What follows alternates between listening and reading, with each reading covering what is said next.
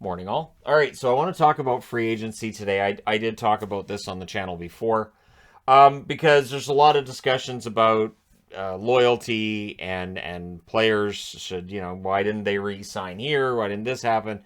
Well, unrestricted free agency as it stands is a tool that was earned by the union, earned through a lot of really tough setbacks along the way.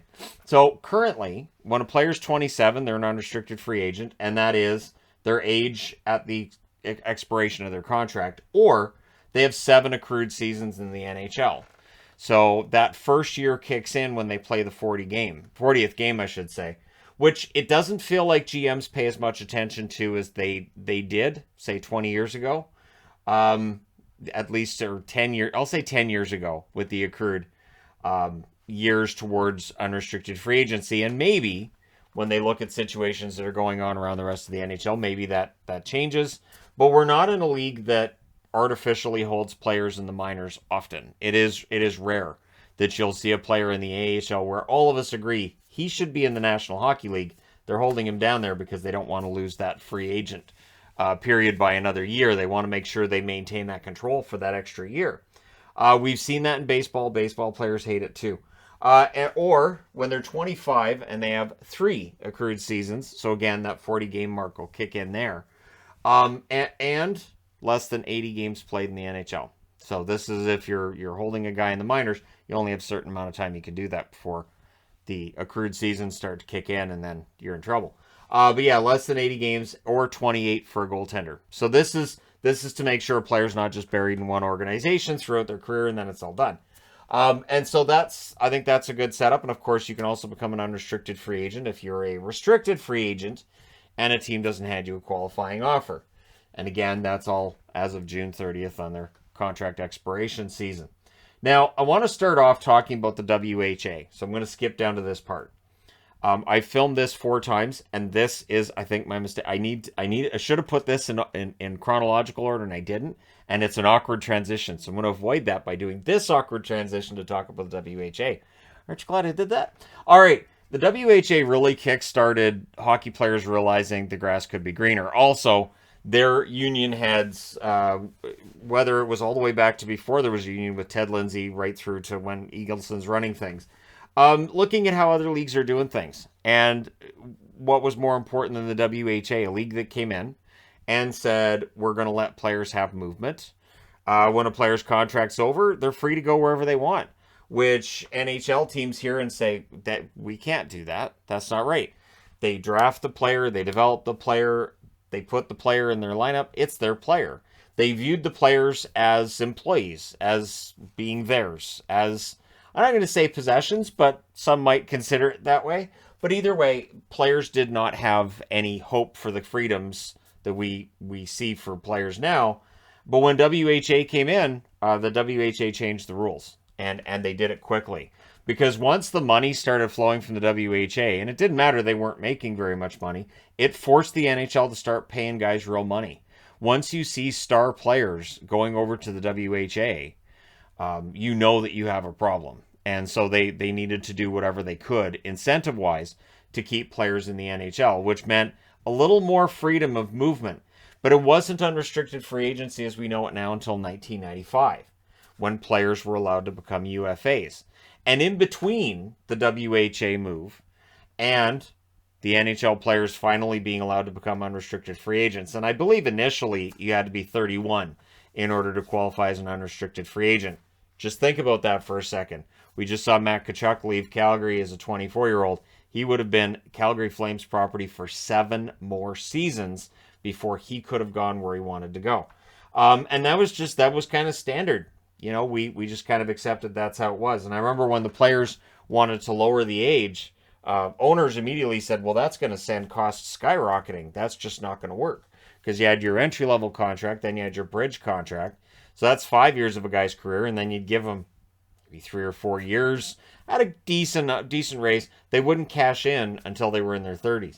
Which is why I find it odd now when people say, well, how can you give that guy a contract? He's 29. Why are you giving him a long-term contract? It is a completely different world we live in, truly. So they become UFAs in 95, but in 1978, Dale McCourt fights the system. He sues the National Hockey League. And he gets mad because the union does not back him up in this. A union run by Alan Eagleson. We would find out not that long. It doesn't feel like it was that long after, but it was a while. But Eagleson wasn't exactly working in the best interest of the players. We know that now, right? There's a video on the channel on Alan Eagleson. Done that. So Dale McCourt sues the NHL because he is awarded as compensation to the LA Kings, but he wants to stay in Detroit. This is a rarity. So Rogie Vachon signs with Detroit, and the compensation is decided to be Dale McCourt, which he doesn't like. And so he gets to stay in Detroit for that following season because he's fighting it in court. He refuses to go to LA. And this is an era, 1978, where nobody wants to play in Detroit. I have magazines, I have annuals from back then on how nobody wants to play in Detroit and how negative an environment the Detroit Red Wings had going on at the time. So the fact that McCourt is suing to stay in Detroit is kind of a surprise, but it feels like it was more about the spirit of it, of I don't want to be awarded. I don't want to be awarded to another team. I've got a team I signed a contract with. I want to stay here. And then what really made the players second guess the entire system is Scott Stevens. Scott Stevens, remembered as a very successful New Jersey Devil, rightfully so. Numbers retired. Everybody loves Scott Stevens. But if you look back, he was compensation. So Scott Stevens had signed in St. Louis. So he decides to leave the Washington Capitals. He signs in St. Louis. Nice, expensive contract because the St. Louis Blues are trying to put together a super team. The early 90s, the St. Louis Blues were trying to capitalize on the fact that they had Hull. Of course, Oates had to go, but they bring in Janney. They had a really good team there. They bring in Al McInnes.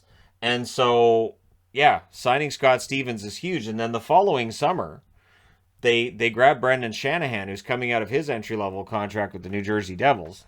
So they sign him. But there's an arbitration system. You got to have some kind of an award because you can't just lose somebody for nothing. And the odd thing is, Shanahan would now be considered a restricted free agent. The Blues would have had to put in with today's market and with the way things are set up.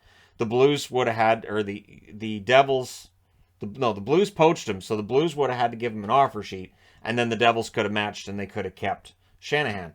But then it was an arbitrator sits down and says, all right, well, they can't come to an agreement, so I'm going to award Scott Stevens to the New Jersey Devils. So St. Louis is discouraged now from signing players. And the union looks at this and says, yeah, this isn't the way this is supposed to work. What's the point of having a free agent market if it's not really a free agent market? If there's an arbitrator who can come in and on his own decide, well, this is your compensation. Night, everybody.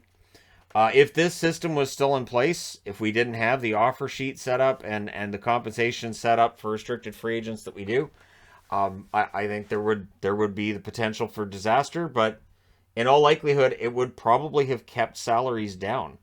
To me, this is all about keeping salaries down, what the owners did. So what we have now in the market is players have the right to go where they want. But the way that contracts are set up now, where now you're expected to sign a 7 or an 8-year deal, they can only do it once, right? Like, even if you look at Tkachuk's now signed for 8 years with the Florida Panthers. He'll be 32 when that contract's up. He's not going to be able to get like a huge, $9.5 million contract at that point, unless the cap's gone through the roof, which it could have. But you get one chance to cash in. You get one chance to do this because we don't have the 3 and 4 year contracts anymore. So you don't see guys hitting the market multiple times where they're like the big headliner. You'll see one time where a guy's a big headliner on the market. He is then expected to sign a 7-year contract with a new team or an 8-year contract to go back to his old team. And then he's kind of beholden to that, right? You might have a no movement clause. You might have a no trade clause. But again, players are viewed as selfish if they actually exercise it. I don't want to go there. I don't want to get traded there. What a selfish player he is. But it's easy to forget that when the owners had full and complete control, player movement wasn't very high. And before the WHA came in, neither were the salaries. This was a league that was really kind of just squirreling away money. You could say for a rainy day, but not really for the players or fans or any of that.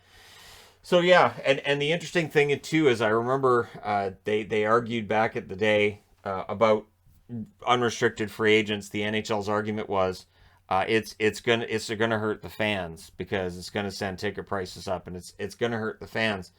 And it's always the argument from NHL owners and Bettman too that, well, that'll hurt the fans. We're thinking about the fans.